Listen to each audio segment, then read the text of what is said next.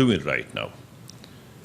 لە دوای چەند مانگ لە لێکۆڵینەوەی بەردەوام لە بەڵگەی تاوانی ڕووداوەکەی کوشتنی ڕۆژنامەنووس جەمال خاشقچی لە قونسولگەری سعودیە لە ئەستەمبول، ئەگنیس کالامارت پسپۆڕ و بڕیاردەری نەتەوە یەکگرتووەکان ڕایگەیاند بەڵگەی باوەڕپێکراوی هەیە کە پێویستە لێکۆڵینەوە لە بەرپرسە باڵاکان بکرێت، لە ناویشیاندا جێنشینی شای سعودیان تێدایە کە لە کوشتنی ڕۆژنامەنووسەکە لە 2 کانونی یەکەمی 2018دا دەستیان هەبووە.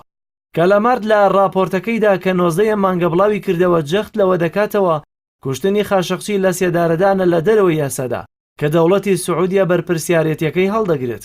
ناوبراو سەرنجی هەمووان بۆ ئەو خاڵە ڕادەکێشێت کە سعودیە بە کوشتنی ڕۆژنامەنووسێک کارێکی لێوەشاوەتەوە کە پێچەوانەی بنەما سەرەتاییەکانی نەتەوە یەکگرتووەکان و پێچەوانەی پشتیوانیە لە ئازادی بیرڕا.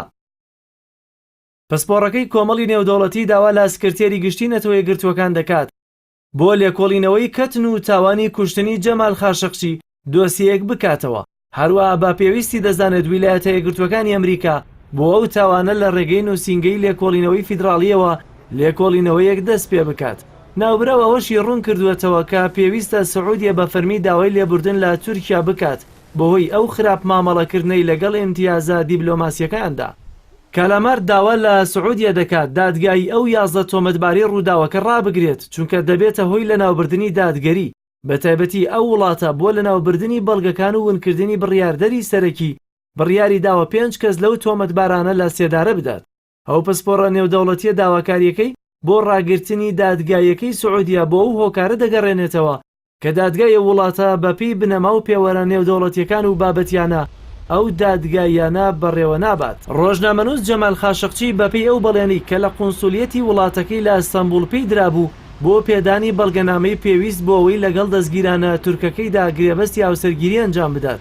دوجار لە نیوەڕۆی 2 تشرینی یەکەمی 2010 لە کاتی چوونە ژوورەوەی دەرگای سەرەکی قونسولیەت بینراوە و ئیتر شوێن بزر کرا، هەرچەندە سەرەتا لە ئاستی باڵای سعودی ئەوەڕەت کرایەوە کە ئاگایان لە چارەنووسی خاشقچی هەبێت. بە تایبەتی بن سەلمان لە دیمانەیەکدا ڕایگەیاند خاشقچی بۆ کارێک چووەتە قونسولیەت و دوای 20 خولەک چووەتە دەرەوە. محەممەد عوتەیبی سەرقونسولی سعودیەش لە ئەستەمبول کە لە ژوورەکەی ئەودا تاوانەکە ئەنجام درابوو پەیامنێری ئاژانسی ڕۆیتەرزی بە ژوورەکاندا دەگەڕا و دەرگای کتێبخانە و چەکمەجەی مێزەکانی بۆ دەکردەوە.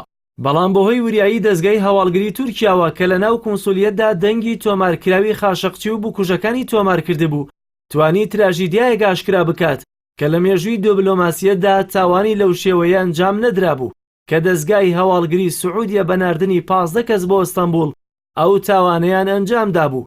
ئەوەی لەم تاوانەدا جێگەی نیگەرانی ئازادی خوازان و ڕۆژنامەنووسانی جیهانە دۆناڵد ترامپ و سیستەمی سەرمایەداری خۆراوە لە پێناوی بەرژەوەندی ئامادیەکاندا بۆ جارێکی تر پێشلکاری مافەکانی مرۆڤیان کردە قوربانی و ئەو کەیسەیان پشتگوێ خست.